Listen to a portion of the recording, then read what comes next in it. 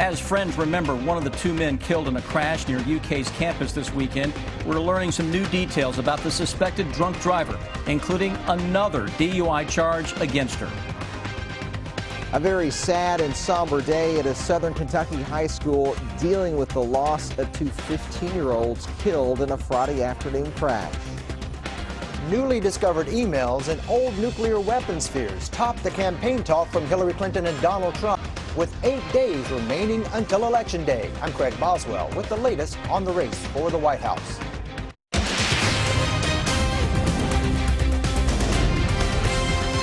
This is WKYT News at 5. We are hearing from a close friend tonight of a University of Kentucky worker. He was hit and killed near campus this weekend by a suspected drunk driver. 56-year-old Timothy Moore was giving directions to a Louisville police officer who was in town for a conference when they were hit early Saturday morning on South Upper Street. Both men died from their injuries. Just a little bit ago, WKYT's Garrett Weimer talked with a longtime co-worker of Moore's. He has our top story at 5. Folks who worked with Tim Moore say he was a hard worker and a good man. They say they're still trying to come to grips with what happened here over the weekend. Employees say Moore worked at UK for 14 years. He worked third shift at UK's central heating plant. That's where he was, working, when someone pulled up to ask directions and he was hit by a passing car. Since then, coworkers say there's been a lot of hurting going on here. It's devastating, it's shocking. We were, at first we were just in shock, and it's just now sinking in that we lost a good employee, and we really feel remorse for his family, and we feel remorse for ourselves. I mean, there's some hurting going on, but we'll be okay. Friends say Moore was low-key, had a good sense of humor, and was well respected. More on that coming up on WKYT News at 6. At the University of Kentucky, Garrett Weimer, WKYT. Garrett, thank you. We're told Moore also had 3 children and 12 grandchildren. At the site of that crash on South Upper and Bolivar, someone has left flowers to remember Moore and Louisville Police Detective Jason Schweitzer. There's also a picture of Schweitzer with a simple message: please don't drink and drive. Detective Schweitzer was in Lexington for a Fraternal Order of Police conference. His visitation is tomorrow in Louisville. His funeral is Wednesday. The 37-year-old leaves behind his daughter and wife, who will give birth to a son in March. The driver charged with killing the two men remains in a UK hospital with injuries from the crash. 26-year-old Suzanne Whitlow is charged with 2 counts of manslaughter and DUI. Court records are showing this is not her first DUI. In 2014, Lexington police arrested Whitlow for DUI and speeding. She was arrested in January of this year for a probation violation relating to her 2014 DUI case. Coming up on WKYT News at 6, we investigate Whitlow's prior arrests and find out why she just got her driver's license back only a few weeks ago. A tough day back to school for students and staff in Adair County. 2 high school students died and an 8th grader was critically injured in a crash. It happened Friday night. Police say the off-road vehicle the girls were riding in hit a pickup truck on Sanders Ridge Road near the Casey County line. WKYT's Phil Pendleton is in Adair County, where counselors help their classmates deal with the loss. There are 3 flags and a bunch of flowers at the spot where what began as a Friday afternoon of fun for 3 teens turned into a tragedy. You know, we keep looking for reasons why we had to lose someone so young with so much still to give. Monday began with a lot of sorrow at Adair County High School, where 15-year-olds Macy Drake and Abigail Curry were sophomores. The 2 died in the fiery crash. A passenger, 14-year-old Raquel Anyesa, is in critical condition at UK Hospital. These students were very well known. We're a small district with just under 3,000 students, so everybody knows everybody. And when one of us hurts, we all hurt. Kentucky State Police are still investigating the crash, but they say they believe what happened at this point was the UTV was going across Kentucky 206 from Sanders Ridge Road when it didn't stop and collided with the Ford F-250 truck. A crisis management team was brought in to help the students. Superintendent Alan Reed says a lot of that simply involves listening. If you need something and you're a student today, we're going to have help for you. Teachers say Abby Curry was a sweet, articulate, and kind young lady. They say Macy Drake loved people and was always smiling. In Adair County, Phil Pendleton, WKYT. Abby Curry's funeral is Wednesday afternoon at the high school. Macy Drake's funeral is Wednesday morning at Stotts, Phelps, and McCreary Funeral Home in Columbia. Today, police identified a woman arrested after a long standoff with officers in Richmond. Our county-by-county coverage at 5 begins in Madison County. 46-year-old Sherry Lynn Rogers faces several charges, including 5 counts of wanton endangerment. Police arrested Rogers last night after an 8-hour standoff at her home on Valley Street in Richmond. Police say the standoff started after a report of shots fired. Officers first thought another person was inside the home. They used a state police robot to look inside. Police say Rogers shot at the robot when it went into the home. After negotiations, police used tear gas, and Rogers finally ran out of the house and was arrested.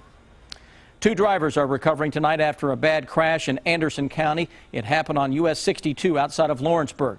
Deputies tell us the 2 SUVs collided head-on after one of them crossed the center line. One of the SUVs ended up on the road, off the road, and down an embankment.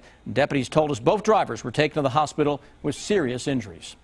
A mild night tonight for trick-or-treaters, and we could be near record highs the next couple of days. Chief Meteorologist Chris Bailey's in the First Alert Weather Center with an early look at your forecast. Hello, Chris. Hi, Amber. Happy Halloween, everybody. Putting to bed a very toasty October with toasty thermometers again as we get the ghosts and the goblins out making their candy rounds over the next couple of hours. And that's how we're going to usher in the month of November. Not a whole lot of change showing up over the past couple of months, huh? It's been a warm fall, to say the least. Your live sky cam, Winchester Road, we've got a little milky sunshine that is out there, and those thermometers that are into the 70s now will drop into the mid and upper 60s early for those trick-or-treaters, and by the time we hit 11, mid to upper 50s and putting the brakes on. Low 70s now from the heart of the bluegrass and points to the south with upper 70s showing up across southern Kentucky, but it's only 62 into Covington and Ashland, so a lot cooler the farther north and northeast that we go. That's where we have a warm front that is camped out right on top of the Ohio Valley, and that warm front's going to continue to make its way from southwest to northeast. Pushing that is even warmer air. Mid-80s today, as close by as Tennessee, Arkansas, and southern Missouri. And behind that front, seasonal blast of chill. That is what rolls in here as we go toward Thursday. So what starts out as a very toasty November will change up fairly quickly, guys. New hour-by-hour forecast in a few. Chris, we'll see you in just a bit. Thank you. It is the final full week of campaigning for Hillary Clinton and Donald Trump, as the election is a week from tomorrow. And the Clinton campaign is reeling after the FBI announced it was reviewing the investigation into Clinton's private email server. Donald Trump is pressing the email issue as he campaigns in Michigan. Craig Boswell reports now from the White House. Donald Trump hit the stage in blue-collar Grand Rapids, Michigan, where he slammed his Democratic rival Hillary Clinton. How can Hillary manage this country when she can't even manage her emails? The FBI is scouring through thousands of new emails found on a laptop Clinton's top aide, Huma Abedin, shared with her estranged husband, former New York Congressman Anthony Weiner. The Bureau is working to determine their relevance to its ongoing investigation into Hillary Clinton's private email server. The discovery prompted the FBI to send a vague 3-paragraph letter to Congress last Friday, something Trump says validates his claims about Clinton. Hillary Clinton's corruption is a threat to democracy. Huma Abedin was not seen with Clinton as she left New York Monday to hit the campaign trail. Trump is pressing the email issue in Michigan, hoping to push the blue state toward the GOP column. Clinton rallied supporters in battleground Ohio, calling her Republican rival reckless. Imagine him plunging us into a war because somebody got under his very thin skin. A man you can bait with a tweet is not a man we can trust with nuclear weapons. This was me in 1964. The fear of nuclear war that we had as children, I never thought our children would ever have to deal with that again. The Clinton campaign updated an ad from a 1964 campaign about the dangers of nuclear weapons to reinforce a theme that Trump is dangerous. Craig Boswell, CBS News, the White House. And this afternoon, the Justice Department announced it'll dedicate all needed resources to quickly review the new emails related to the Clinton case. The turnaround continues for the football Cats. UK notched its 5th win of the season, beating Missouri this past weekend. The Wildcats return home this Saturday to take on Georgia. WKYT's Rob Bromley joins us now with our Big Blue coverage at 5. Hi, Rob. Hello, and the beat simply goes on for this team. With their victory over Missouri, they have now won 5 of the last 6, and it could get even better this weekend as Georgia comes into Commonwealth Stadium. With 3 straight wins in the SEC, it is the best run that Kentucky has had since 2006. A win Saturday would give them the best conference run since 1977. Mark Stoops believed all along this would be a good team, and he is enjoying coaching it. I've never doubted that this team would get better. I told you that a long time ago in the midst of some football that was not very pretty, that some of it would be easily fixed and we'd get better, and I've enjoyed doing that. Yes, I enjoy the challenge of it, but I've enjoyed coaching this group because they're different, and you know, it's a close team, and you know, they're fun to work with, and they're certainly buying in and getting better. And it'll be under the lights at Commonwealth Stadium, 7:30 kickoff for Georgia Saturday night. The SEC network will televise, guys. Rob, thanks so much. And with 4 games remaining, UK just needs 1 more win to become bowl eligible. Parents, if you're getting your children ready for trick-or-treating, tonight we have some safety tips to keep them good and well tonight. The story in 11 minutes on WKYT News at 5. And it's frustrating for drivers backups in work zones. Now some states are supporting a controversial method of merging. That story is later in Better Living. Now, your hour-by-hour forecast with Chief Meteorologist Chris Bailey. Happy Halloween, everybody. You know, on our live sky cam from time to time, we have a little visitor, a little spider that sometimes crawls across it. I keep looking for the little fellow to make an appearance here on Halloween. No such luck so far, but we are finding some high ice crystal clouds that are showing up on the horizon there. And with temperatures generally topping out a little cooler today than where we were yesterday. Several degrees colder northeastern Kentucky, 16 degrees colder than at this same point yesterday in Ashland. Low 60s along the AA highway, 70, 72 degrees, bluegrass country, upper 70s, flirting with 80 across southern parts of Kentucky. There you go with some clouds. It's never going to be one of those warm-ups over the next few days where you just have sunshine. This time of year, typically, in order to get a warm-up, it's going to come with some clouds. And that warm air really surging in here tomorrow. We've got a shot at the low 80s. We can get there. Record high is certainly a possibility. 50s, mid and upper 50s, quickly jumping toward the 70s for your lunchtime hour. 3-day forecast.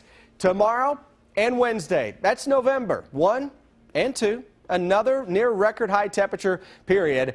Winds will gust up and some high clouds will be with us both days. Thursday, your day of change. You want a little cool down? Got you covered. Coming up on Thursday with a gusty shower and a thunderstorm that will work its way on into town. When you wake up Thursday morning, a little rain breaking out into parts of central Kentucky. Cold front will quickly zip across the state. By the evening, the numbers are dropping, and as we go into your Friday forecast, high pressure nosing in just to our west. It's a seasonal brand, he says, of chill across the Ohio Valley. Most of the eastern part of the country. Nothing out of the ordinary. It's just going to feel very chilly, because it's going to be awfully toasty the next couple of days. Hour by hour forecast. Let's walk you through it. Tomorrow morning, 55 to 60 to start out the day. Can you call that a low this time of year?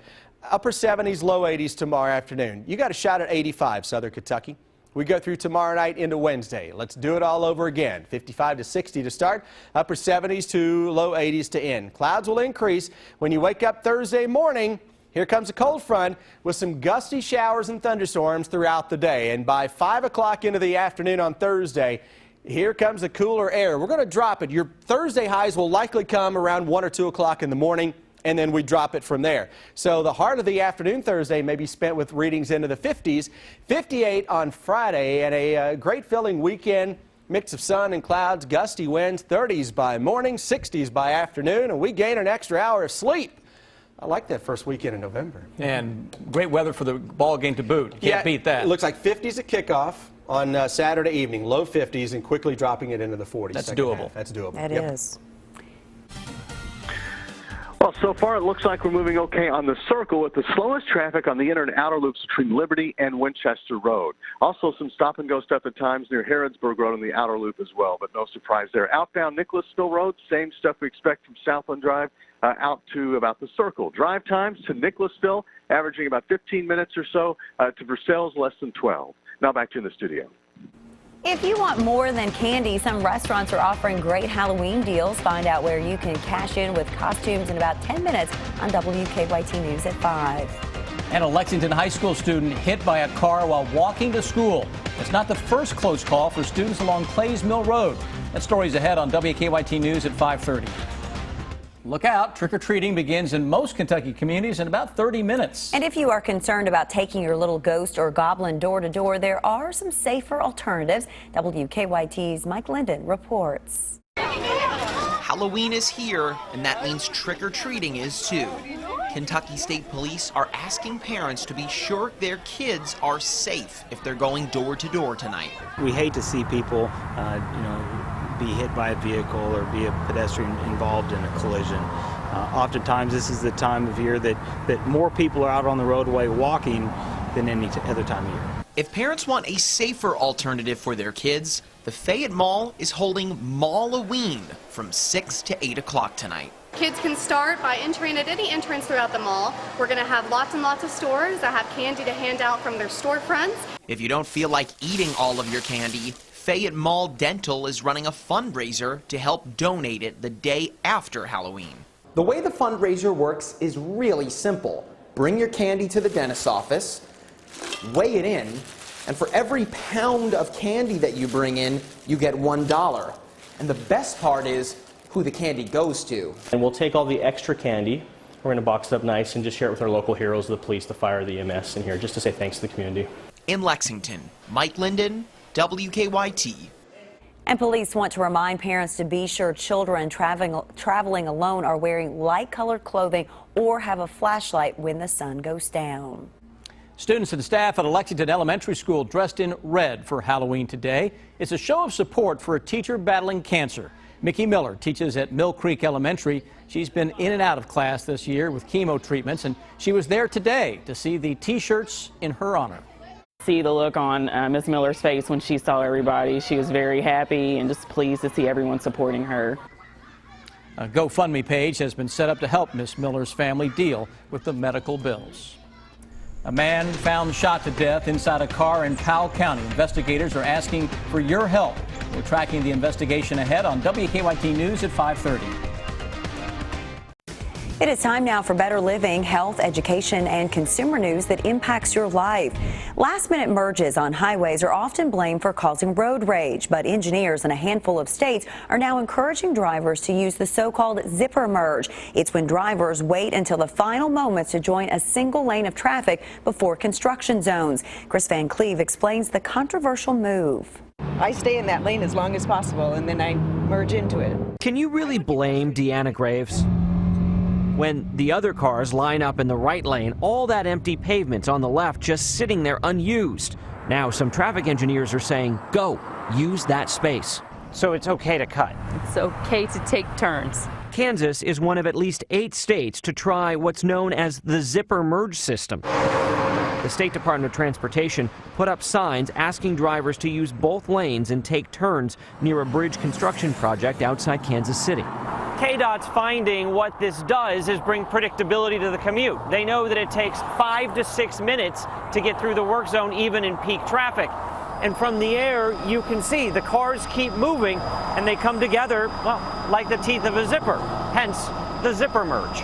Several studies point to the benefits of zipper merging, including up to 50% shorter lines, a reduction in speeds around construction workers, and drivers reporting less anxiety and frustration. But transportation officials in other states aren't entirely convinced.